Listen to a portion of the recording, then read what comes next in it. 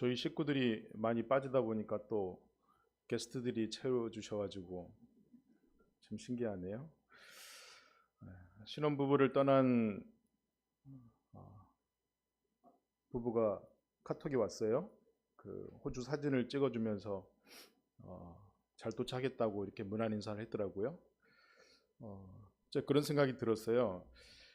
내가 결혼할 때는 이런 예의 범절을 잘 몰랐는데 저 결혼할 때 주례하신 분도 지금 여기 와 계신데 아이들은 참 예절이 밝다 이런 생각이 좀 들었습니다. 그러면서 그 호주 한 장면이 동화 속인 장면인 것 같아요. 그 호주 하버 브릿지가 랜드마크잖아요. 근데 이게 동화 속 같은 이렇게 사진이었어요. 그래서 제가 너희들이 동화 속의 주인공이 됐다 생각하고 주인공처럼 놀다 오라 이렇게 이제 메시지를 보내주고 아내에게 사진을 보내줬거든요. 그랬더니 아내는 별 사진 아닌데 뭐 이렇게 너무 시큰둥하게 반응해서 야 역시 목자 부인은 좀 다르구나 이런 생각을 좀 했습니다. 유리는 원래 휴가를 좀 올려 그랬는데요. 지난주에 이제 수술을 받고 그 의사랑 군의관이랑 문진을 하는데 통원 치료도 하고 막 이래야 되는 상황 속에서 지금 비교육 기간이래요. 그래서 명절도 끼고 이래서 통원 치료하기가 좀 어려워서 그냥 휴가를 반납을 하고 3주 더 입원을 해 있기로 했습니다. 그래서 지금 국구수도병원에서 3주 더 입원해 있기로 해서 제가 면회를 하고 왔는데 워낙 말이 없는 아이고 워낙 표정 변화가 없는 아이여서 큰 상처를 받고 왔지만 오는 중에 생각을 했어요. 왜 이 아이가 이렇게 감정과 표정의 변화가 없을까? 근데 아마 수술을 막 마치고 좀 이렇게 통증이 있는 상태에서 그러지 않을까 최대한 긍정적으로 생각하기로 했습니다. 또 입사님은 외국 갔다 와서 또 바로 재취업을 했는데 책기가 있다고 해서 밤에도 어제 밤새 좀 토하고 이러셔가지고 오늘 영상을 온라인으로 예배를 드린다고 연락이 왔어요. 그래서 이래저래 참 아픈 사람이 많고 그런 것 같습니다. 또 아내가 이제 지난주에 갑자기 복통이 있어가지고 병원에 갔는데 자궁에 이제 근종이 생겨가지고 봤더니 한 2, 3년 전에 봤거든요. 근데 이제 좀 그 갑자기 커져가지고 10cm 이상 커졌는데 바로 수술해야 된다 그래서 지금 내일 또 아내가 수술이 좀 잡혀 있습니다. 그래서 아마 자궁 적출까지 해야 되는 상황일까 싶은데 또 의사의 사명이 그런 것 같아요. 저랑 제 아내는 너무 심각한데 의사는 뭐 이렇게 큰 수술 아니다는 듯이 또 이렇게 너무 쉽게 얘기를 하더라고요. 그래서 참 사는 게 다 별반 다르지 않지만 인생의 위기가 오고 아픔이 올 때마다 우리가 그 순간들을 어떻게 흘러보내는가가 참 중요하다는 생각을 좀 했습니다. 오늘 본문도 우리가 지극히 잘 아는 본문인데 38년 동안 알아왔던 환자에 대한 이야기거든요. 아마 여러분 중에 나는 아프지 않습니다라고 말하는 분은 한 분도 없을 거예요. 저도 역시 젊었을 때는 한 번쯤 병원에 오래 입원하고 싶다라고 하는 게 소원이었던 한 사람이거든요. 그렇게 병원에 누워있는 환자들을 부러워했던 사람 중에 한 사람인데 제가 이렇게 몸에 시름시름 앓을 사람이 될지는 저도 꿈에도 몰랐죠. 그래서 지금 다시 이제 또 혈변이 좀 나오고 증상이 다시 올라오고 있는데 제가 아내에게 그러고 있습니다. 우리 3월 달에 죽더라도 유럽에 가서 죽자. 지금 그러고 있습니다. 그래서 언제 우리가 종교기획지 탐방을 가보겠느냐. 오랫동안 돈도 많이 들었고 오랫동안 기다렸으니까 우리 둘 다 유럽 가서 죽자. 지금 이러고 있습니다. 지금. 네. 우리가 미래를 계획한다는 게 사실은 하나님 앞에 어떨 때는 멋진 일인 것 같지만 하나님 제가 이런 미래를 꿈꾸겠습니다. 하나님 도와주십시오라는 게 멋진 일인 것 같지만 한 작가가 이런 이야기를 했거든요. 들어보세요. 하나님을 웃기려거든 너의 계획을 이야기해라. 이 격언 같은 이 말이 많은 의미를 담고 있는 것 같아요.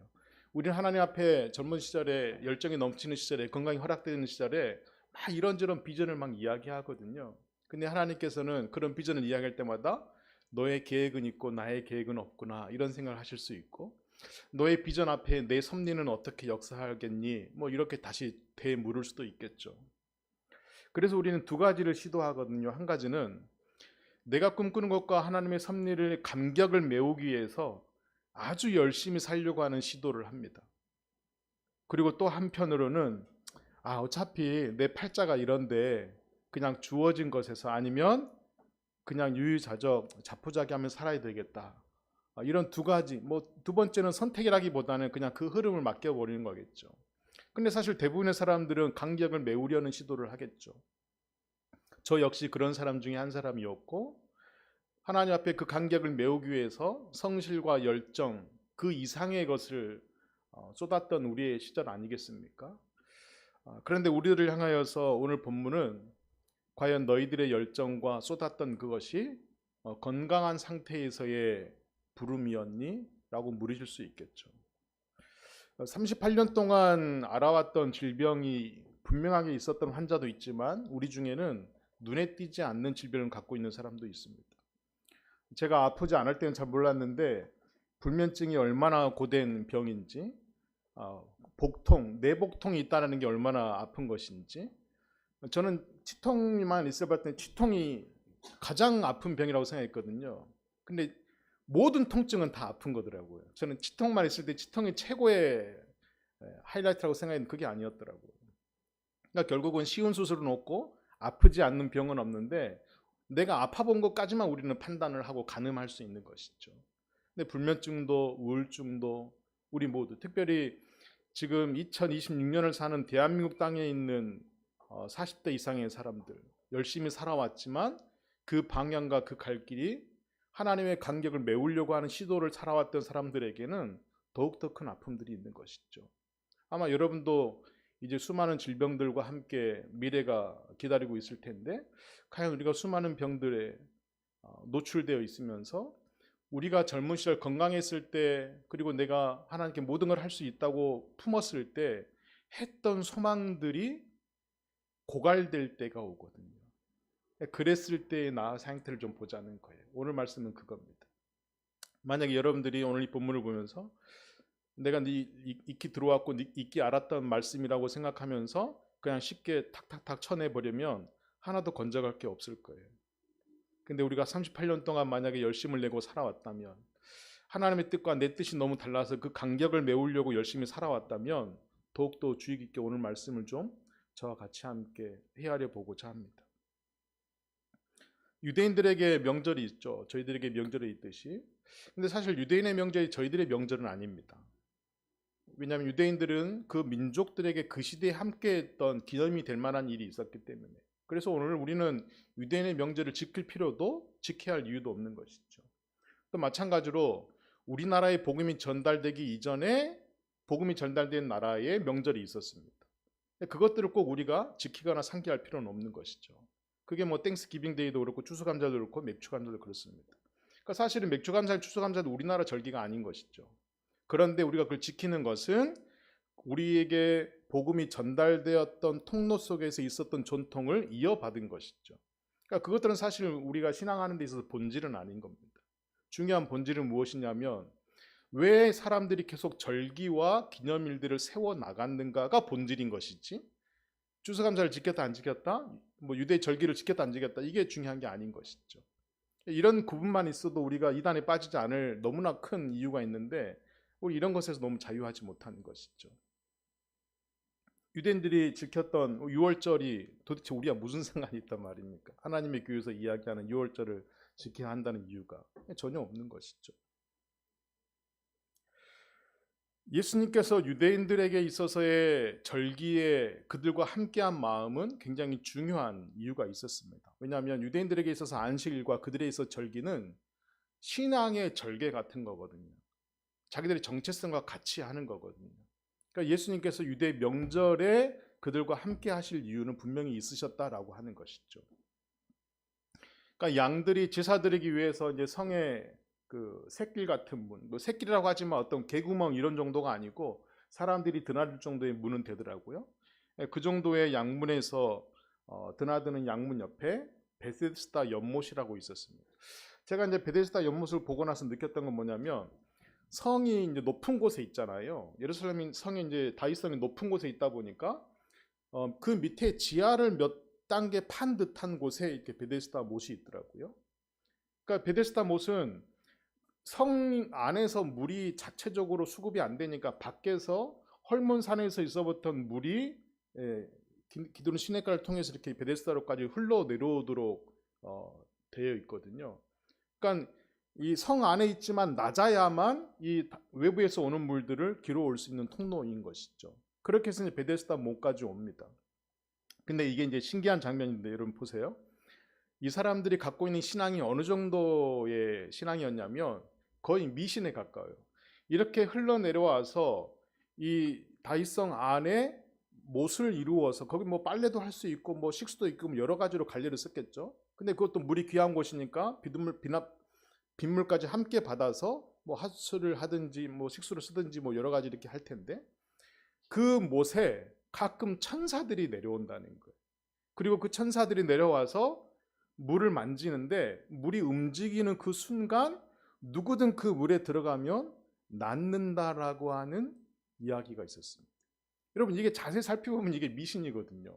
우리는 이 성경에 있는 이야기이기 때문에 다 거룩하다고 생각을 하잖아요.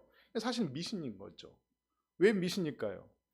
만약에 진짜 이 일이 있다면 낫지 않을 사람이 어디 있었겠어요. 그리고 모든 사람이 다 나을 수 있었겠죠. 근데 여기서 하나가 이거예요.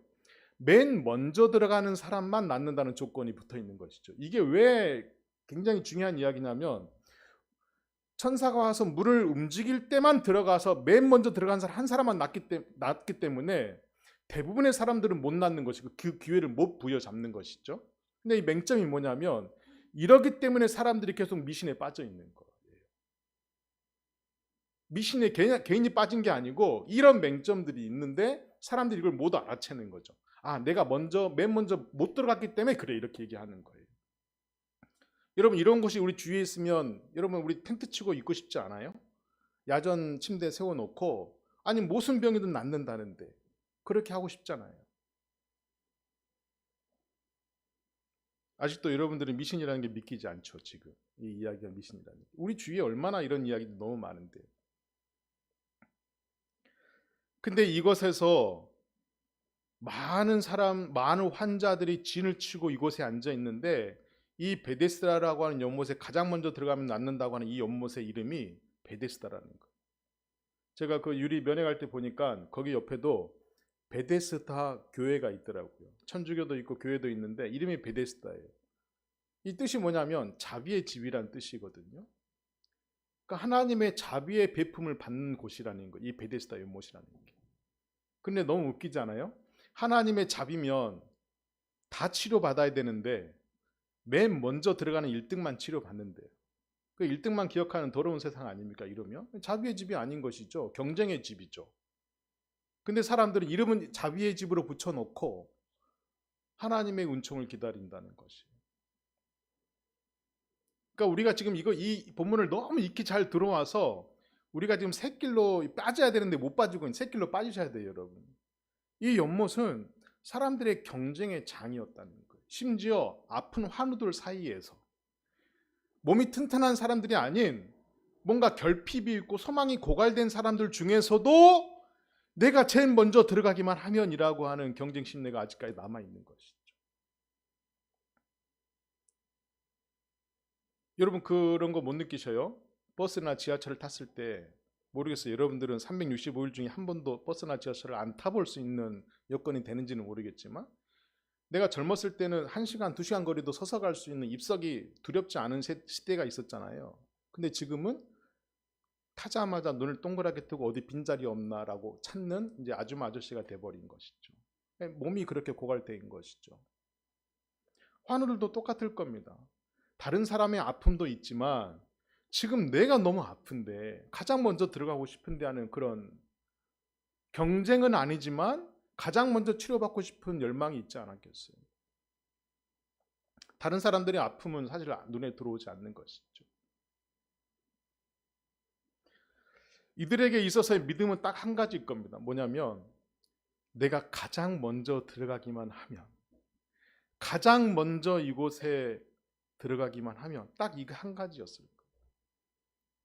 제가 이번 주에 제가 올해부터 이제 다시 주간보호센터 자원봉사를 가기로 했잖아요. 근데 이제 센터장이랑 얘기를 나누는데 뭐 저 고향 선배 목사님이니까 그런 이야기를 해요.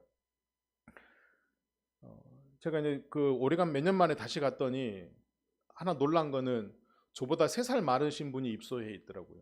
그러니까 이제 이용자가 저보다 3살 많으니까 이제 50대 중반을 막 넘긴 분이잖아요. 근데 이제 인지 저하증이 있으시기 때문에 계속 노래 부르시고 계속 물 찾아다니시고 또 집에 있으면 또 그 보호자 케어가 안 되니까 막 혼자 있을 때 막 배지밀 막 20병도 모으고 막 이런데요. 또 이제 자녀들이 뭐 저보다 3살밖에 많지 않아요. 자녀들이 막 이제 20대일 거 아니에요. 그러니까 이제 아내랑 자녀들은 또 아빠의 그런 병을 좀 숨기길 원하고. 그러니까 집에서도 케어가 안 되고 또 본가에서도 시댁이 안 되니까 본가에 살면서 이제 센터를 왔다 갔다 하는 분이 저보다 3살 많은 거죠. 그러니까 저도 이제 그걸 보면서 나도 이제 얼마 안 남았구나 이런 생각을 하는 것이죠. 그런데 이제 센터장이 무슨 얘기를 하면 이런 얘기를 하는 거예요. 이 센터가 정원이 22명인데 이제 이 센터를 목회처럼 하는 분이거든요. 그래서 계속 이걸 돌봄을 하다가 이제 권사님이나 이제 연세 드신 분들이 많이 오잖아요. 근데 신기한 통계가 있대요. 뭐냐면 그래도 권사님들이나 연세 드신 분들, 사모님들 이런 분들이 많이 오는데 이분들이 막 기도하고 말할 때는요, 항상 평강을 이야기하고 항상 하나님의 주권을 인정하는 듯한 말을 많이 한대요. 근데 일상 중에 막 그 옆에 분들이랑 살 때는 그분들의 분노를 말을 할 수가 없대요. 너무 신기하다는 거예요. 종교가 불교이거나 무교이신 분들은 그렇게 분노를 내는 분들이 없다는 거예요. 근데 유독히 교회 권사님과 사모님들이 그렇게 분노를 막 표현한다는 거예요. 그리고 남들이 옆에서 잘못하면 그렇게 막 지적을 해요. 안 꼬집었는데 꼬집었다고 하고 막 뭐 어긴다고 하고. 그러면서 이 센터장님이 이제 치매학회 회장을 이제 올해 내려놓으시고 여기 이제 주간보 센터만 집중하시는데 우리가 과연 믿음의 신앙을 걸어왔다고 하는 평생을 걸었던 그 길 속에서 물론 인지 저하증이 있다고 하는 기본이 있지만 왜 이렇게 분노가 기독교인들 사이에 사그러지지 않은 상태에서 노년을 맞는가 이런 고민을 계속 하는 거예요. 분노가 사그라들지 않는 상태에서 치매가 와버렸고 그 주간보센터에서 사람들과의 계속 불편함을 야기하는 주인공들이 되어버리는 것이죠. 여러분 어떻게 생각하세요? 여러분들은 신앙생활 그렇게 오래 하셨는데 안에 있는 분노가 치유되었다고 생각하십니까? 우리가 고민해 봐야 될 지점이 바로 그 지점입니다. 이 38년 된 병자는 눈에 보이는 사람일 수 있었겠지만 우린 눈에 보이지 않는 질병을 안에 갖고 있는 것이죠.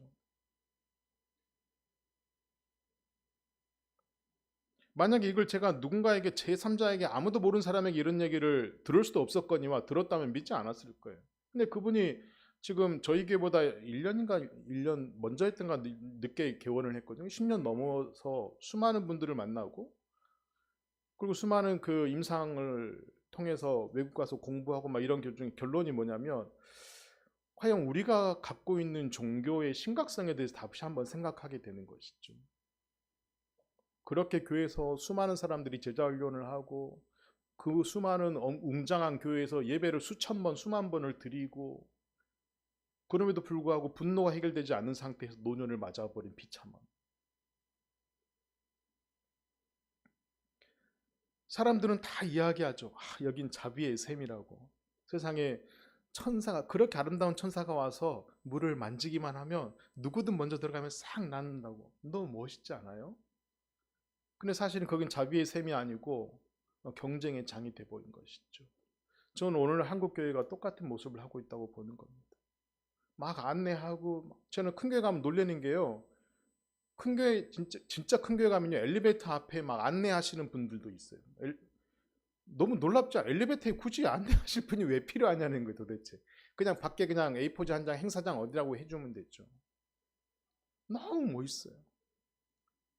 근데 여러분 대형교회 가면 느끼실지 모르겠지만 주일날 만나서 서로 인사도 안 해요. 같은 공동체라고 하는데 지체라고 하는데 제가 한 단면을 이야기할 수도 있지만 우리가 공동체에 몸담고 있다고 했을 때 식구라고 이야기한다고 했을 때 과연 이런 이야기를 통용할 수 있는 교회들이 얼마나 있을까? 38년 된 아픔을 바라봐 줄 수 있는 그 사람 한 인생의 서사를 읽어줄 만한 공동체가 얼마나 될까? 고민해야 되는 지점 아니겠습니까? 근데 그런 상태에 있는 그에게 예수님께서 지난주에 우리 얘기 나눴잖아요. 무화과 나무 아래에 있었던 나다나엘이든 아니면 시몬을 부르실 때든 거두절미하고 바로 대화를 먼저 시도하시잖아요. 지금 이 경우도 마찬가지입니다. 딱 한 가지 먼저 질문하시거든요. 그 질문이 뭐냐면 건강해지고 싶으세요? 이렇게 물어봐요. 이게 이제 한글 성경에는 다 반말이거든요. 근데 저는 새 한글 성경 버전을 보면서 이게 참 옳다고 생각하는 게 예수님 정도의 인격이면 당시에 당신이 선생이라고 해서 말을 까지는 않았을 것 같아요. 그러니까 우리가 개역 개정 성경을 볼 때 좀 멋있게 보이잖아요. 네가 낫고자 싶으냐 뭐 이렇게 얘기할 텐데 그렇게 안 했을 것 같아요. 당신 정말 낫고 싶으십니까? 당신 정말 치료받고 싶으십니까? 이렇게 물어봤을 거예요. 근데 이 사람이 어떻게 생각했을까요? 아니 지금 당신 내가 여기가 어딘지를 모르고 나한테 그걸 묻습니까? 이거 지금 다 살려고 여기 온 사람들 아니에요. 뭐 그 질문, 그 멍청한 질문을 하십니까? 이렇게 반응할 수도 있겠고. 근데 이 사람은 이 예수님의 질문 앞에 이런 생각이 들었을 겁니다. 내가 38년 동안 지금 이곳에서 나를 가장 먼저 이곳에 넣어줄 사람이 없어서 기다리고 있는데 내가 정말 치료받고자 여기 있는 건가? 라고 생각했다는 거예요. 여러분 우리가 예배 드릴 때 제가 아까 그 예배 처음에 기도할 때 그런 생각이 드는 거예요. 기도할 때 이런 음성이 들렸는데 제가 막 적었거든요. 우리가 하나님께 부끄러운 삶을 살았을 때 에덴 동산에서 아담과 하와가 이렇게 몸을 피했잖아요. 몸은 피했는데 너무 신기한 건 하나님께서 너 왜 숨었니라고 했을 때 그 음성이 들렸단 말이에요. 몸은 피했는데 음성은 듣는 것이죠. 그러니까 이런 몸은 피할 수 있지만 당신 음성을 들을 수 있다니 내가 어디로 피하겠습니까? 이런 기도문이 갑자기 생각이 난 거예요. 근데 이 38년 된 환자는 이거와 반대로 기도를 하게 된 것이죠. 당신 저를 지금 뻔히 환자로 보고 있으면서 지금 이 무리들이 왜 여기에 모였는지 알고 있으면서 낫고자 하냐고요? 라고 대답을 해야 되는데 오히려 자신을 돌아보게 된 거예요. 내가 정말 치료받기를 원하는가? 내가 정말 예배자로 감격하는 예배 드리길 원하는가? 내가 정말 사랑하는가? 내가 정말 이것에 대해서 간절한 염원이 있는가? 정말 내가 갈망하고 있는 게 무엇인가? 그것을 아마 되새기게 하시려고 보게 하셨을 것 같아요. 이 말을 거셨을 것 같아요.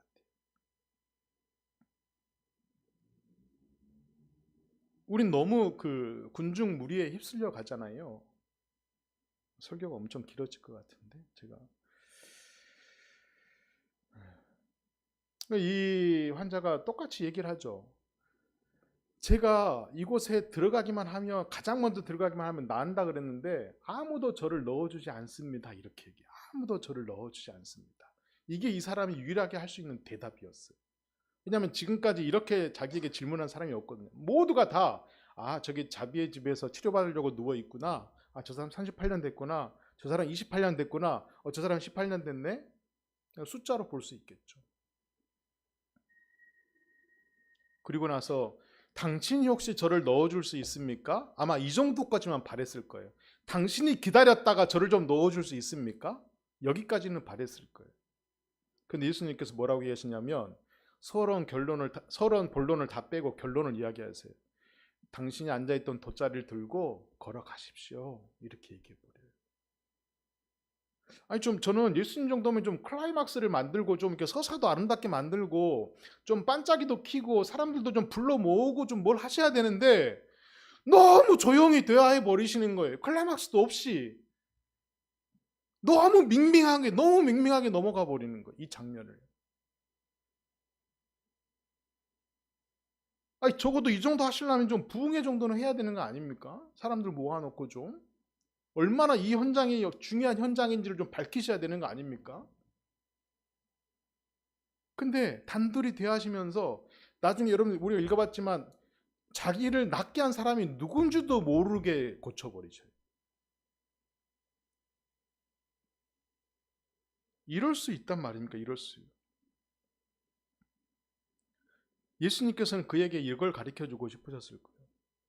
당신이 38년 동안 바라고 구하는 모든 소망이 이 지혜의 샘에 있을 겁니다.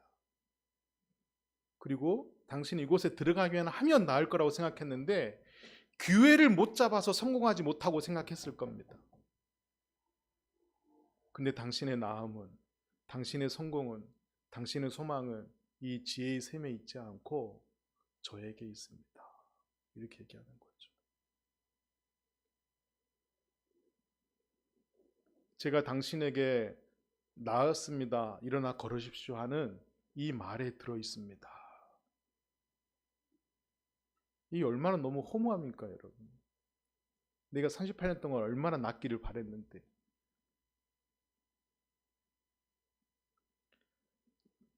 자신이 유일하게 치료함 받을 수 있는 것이 이 지혜의 샘이라고 생각했는데 그게 아니라는 거예요. 오히려 나만 봐라라고 얘기해 버리시는 거죠. 나만 봐. 심지어 너가 나한테 부끄러운 일이 있어 숨는다 할지라도 내 음성을 듣잖아. 내가 말하는 음성을 들을 수 있잖아. 이렇게 얘기해 버리시는 거죠. 근데 여러분 이 이야기를 듣고요. 주위에서 명절을 지키려고 안식일을 지키려고 막 모여 있었던 사람들이 있거든요. 근데 그 사람들이 예수님의 이야기를 듣고 그리고 38년 된 병자가 갑자기 돗자리를 챙겨가지고 걸어다니는 거 보면서 묻는 거예요. 너 도대체 이거 어떻게 된 일이냐? 지금까지 너 거짓말한 거냐? 이 사람들이랑 왜 있었어? 이렇게 걸을 수 있었으면서 저 못 걸은 거 맞고요. 근데 어떤 사람이 와서 낫고자 하냐고 물어봐서 이렇게 대답도 못하고 어영부영하고 있는데 그냥 일어나 걸어라 해서 한번 일어나 봤더니 그냥 치유되었어요. 근데 누군지 모르겠어 이렇게 얘기하는 거죠.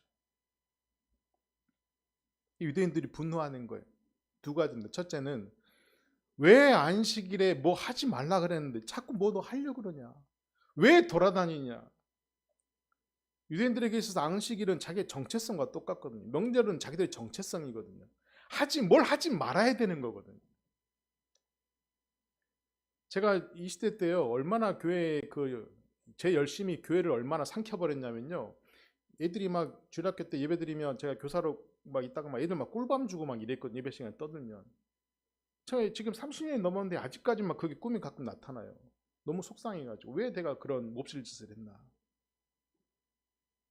우리는 뭘 안 하고 뭘 지키고 뭘 버티는 게 우린 신앙이라고 생각한다는 것이죠. 그건 자비가 아닌 것이죠. 오히려 그 아이들에게 왜 그렇게 말을 하고 싶은지, 왜 교회에 오면 그렇게 말처럼 뛰어다니고 싶은지, 나는 왜 그들과 이렇게 말처럼 뛰어놀지 못했는지 이런 걸 고민했어야 되는데 조용히 시키는데 저는 혈안이 되어 있었던 것이죠. 유대인들 똑같은 것이죠. 부피는 다르지만 정도는 다르지만 예수님을 죽이려고까지 해버려요. 왜냐하면 자기들의 정체성인 안식일 날 사람을 살리는 일을 해버리고 돌아다니게 해버리거든요. 지키려고 하는 것을 넘어서 버리게 했단 말이에요. 천원 울타리를 뛰어나가게 해버렸단 말인 것이죠. 더 중요한 거는 왜 당신이 이런 일을 합니까? 라고 물으니까 뭐라고 얘기했냐 아세요? 정말 반마답게 얘기해버리는 거예요. 내가 하나님의 아들인데 내 아버지께서 일하시니 나도 일하는 게 당연한 게 아닙니까? 이 마지막 정점을 찍어버리는 것이죠. 당신이 당연히 죽이려고 달려드는 것이죠. 아니 하나님이 어떤 분인데 유대인들은 하나님의 성서를 읽다가 하나님이 이름을 나오면 읽지 않고 뛰어넘고 읽는 정도의 거룩함을 갖고 있다고 자신 생각하는 사람들 아닙니까? 근데 그 하나님의 자기가 아들이라고 얘기를 해버리고 내가 생명을 건지는 것에 있어서 뭐 잘못된 일하고 대들어버리니까 이 사람을 죽여야 되겠다라고 처음으로 이 사람들이 생각하게 된 겁니다. 유대인들의 분노가 타인의 죽음에까지 가는데 불과 하루 이틀밖에 안 걸리는 시간이죠. 여러분 안식일은 아무것도 안 하고 쉬는 날이 아니라 무언가를 해야 하는 날인 겁니다. 내 몸을 위해서 쉼을 해야 하고 내 몸을 위해서 더 맛있는 걸 먹어야 하고 내 영혼을 위해서 더 좋은 걸 들어야 하고 내 영혼을 위해서 최고의 가치와 함께 있는 시간을 가져야 하고 그것이 예배여야 하고 근데 우리는 안식일을 새 일을 시작하는 날이라 생각하지 않고 뭔가를 멈춰야 하고 뭔가를 그쳐야 하고 뭔가를 그만해야 하고 뭔가를 관둬야 하는 것으로 생각하고 있는 것이죠. 저도 철들기 전에는요 여러분 그런 생각 많이 했거든요. 여러분들이 목사님 저 오늘 아파서 교회 못 가요 그러면 주중에 아프고 주일날 예배 드려야지 내지는 아파도 예배 나와야지. 제가 이렇게 생각할 때가 이렇게 재수없게 생각할 때가 있었거든요. 철들고 나니까 주중에 안 아프고 주일날 아픈 게 얼마나 감사해요. 주일날 회복해서 평일날 다시 일터로 나갈 수 있다는 게. 이게 삶이죠. 이게 삶이죠. 이게 사는 거죠. 우리는 언제 회복합니까 도대체? 우리는 언제 쉽니까? 제가 주일날 가끔 못 나올 때 있으면 많이 아픈가 보다 이렇게 생각하세요. 제가 어떤 선배 목사님 이번 주에 만났는데 그분이 그런 얘기 하시는 거예요. 몸이 독감이 엄청 걸려가지고 병원에 입원을 하셔가지고 예배를 못 드릴 상황이 됐대요. 그래가지고 이제 장로님이 예배 그 설교 시간에 나와가지고 이렇게 성서를 쭉 읽었대요. 성서를 쭉 읽었는데 병원에서 그걸 보는데 너무 눈물이 나더라는 거예요. 그리고 교인들이요 갔더니 그렇게 한 시간이 처음일 거 아니에요. 자기들 생애 너무 좋았다는 거예요. 그래서 그분이 내가 내 설교가 안 좋다는 얘기인가 내 설교를 하지 말라는 얘기인가 그랬다는 얘기를 들었어요. 우리는 이거여야만 된다고 하는 목표가 있고 설정된 것에서 벗어나지 않으려고 하는 게 많이 있고 그것이 예수 그리스도 외에 다른 것이라고 많은 표적들을 세워놨었습니다. 이 교회여야만 돼. 이 목사님이어야만 돼. 이 멘토여야만 돼. 근데 그러지 않고 다시 우리에게 주의를 환기시켜 주셔서 경쟁이 치열한 지혜의 셈에 있지 않고 38년 된 움직이지 못하는 너의 지체에 있지 않고 하나님의 아들 나 그리스도가 정말 자비를 갖고 있는 내가 심지어는 너가 내 음성이 들을 때 나에게 보기 싫어서 숨었지만 내 음성은 가릴 수 없었던 것처럼 내 말과 내 몸과 내 뜻과 함께하는 그것이면 나을 수 있어 라고 하는 우리에게 메시지를 주는 것 아닐까 생각해 보는 겁니다. 그러면 여러분 제가 세 가지를 당부하고 싶은데 첫 번째는 경쟁에 매몰되지 않았으면 좋겠습니다. 그것이 교회 아니든 교회 밖이든 경쟁하는 것에 매몰되지 않았으면 좋겠어요. 우리가 하는 모든 것이든 다 즐기는 것 그 이상 그 이하가 돼서는 안 된다고 생각을 합니다. 두 번째는 우리 치유의 근원이 맹목적인 기대에 있어서는 안 되는 겁니다. 여긴 사람들이 많이 모이니까 이거는 유명하니까 이건 많은 사람이 썼다고 하니까 그런 맹목적인 기대가 아니라 성령께서 말씀하시는 그것 성령께서 원하시는 그것 거룩한 용으로 나에게 들려주시는 그것에 반응하는 것이었으면 좋겠습니다. 그리고 마지막은 자비의 근원이신 그리스도와 그 그리스도께서 베푸르신 그 말과 글에 무릎 꿇었으면 좋겠습니다. 매일 묵상하는 성서 속에서 우리에게 다시 한번 음성으로 메시지를 주시는 그분의 메시지를 듣지 않으면 계속 다른 소리를 듣게 되거든요. 그렇지 않고 주님께서 우리에게 왜 자비를 원하시는지 그 음성을 성서를 통해서 발견하시고 그것이 일상에서 풀어내는 우리의 삶이 되시기를 주 예수 그리스도 이름으로 축복합니다. 하나님 감사합니다. 오늘 주일 예배를 통하여 말씀을 통하여 우리가 오랜 동안 고민했던 문제들을 되짚어 보게 하시니 감사합니다. 내가 생각했던 생명의 끈은 어디에 있습니까? 우리가 고집스럽게 붙잡았던 생명의 근원은 어디에 있습니까? 당신께서 우리에게 다시 말씀하시기를 네가 정말 낫고자 하느냐? 당신이 정말 치유되기를 원하십니까? 당신이 정말 변화되기를 원하는가요? 라고 물으실 때에 우리의 자비의 근원이 어디에 계신지 누구이신지 깨닫게 하여 주옵소서. 예수 그리스도 이름으로 기도합니다. 아멘.